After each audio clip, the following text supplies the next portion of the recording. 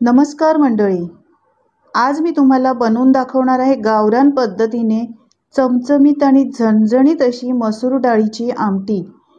ही recipe एकदा तुम्ही नक्की ट्राय करून बघा। आवडली असेल तर लाईक करा आणि चॅनलवर माझ्या जर तुम्ही नवीन असाल तर चॅनलला सबस्क्राईब करा। चला तर रेसिपीला सुरुवात करूयात। तर ही रेसिपी बनवण्यासाठी इथे मी 1 वाटी मसूरची डाळ घेतलेली आहे।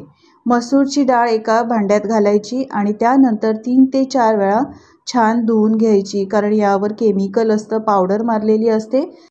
तर 3 ते 4 वेळा स्वच्छ पाण्याने धुवून घ्यायची। तर डाळ मी धुवून घेतलेली आहे आणि डाळीच्या दुप्पट मी पाणी घेतलेलं आहे। आता धुतलेली डाळ कुकरमध्ये घालून घेऊया। आता यामध्ये पाव चमचा हळद पावडर आणि अर्धा चमचा मी मिठाचा वापर केलेला आहे।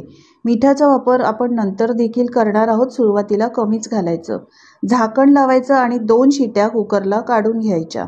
आता हा कुकरचे शिट्टे होते तोपर्यंत आपण एक वाटण बनवूया। तर मिक्सरच्या भांड्यात 1 वाटी ओलं खोबरं घेतलेलं आहे, मूठभर कोथिंबीर, 2 हिरवी मिरचीचे तुकडे, 3-4 लसणाच्या पाकळ्या आणि अर्धा इंच आल्याचा तुकडा घातला आहे। 1 चमचा जिरं घालायचं आणि पाणी न घालता असं जाडसर वाटून घ्यायचं।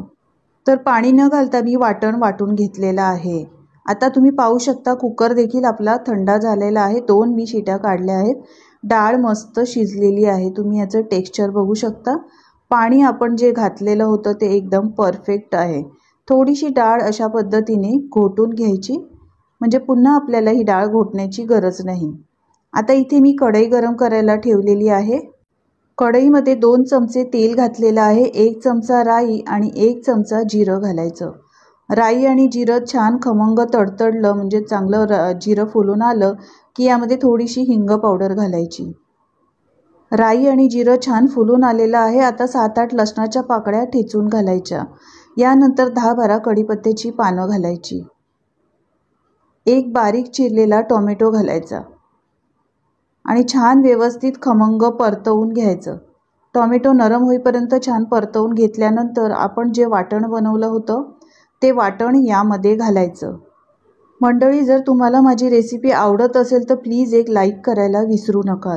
सगळं वाटण यामध्ये घातल्यानंतर पाव चमचा हळद पावडर, 1 चमचा काश्मीरी मिरची पावडर, 1 चमचा लाल तिखट आणि 1 चमचा किचन किंग मसाला घातलेला आहे। सगळे मसाले मस्त खमंग तेल सुटेपर्यंत परतवून घ्यायचे।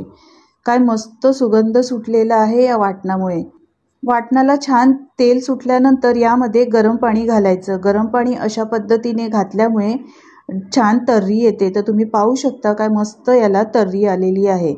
गरम पाण्याचाच वापर करा, साधं पाण्याचा वापर करू नका।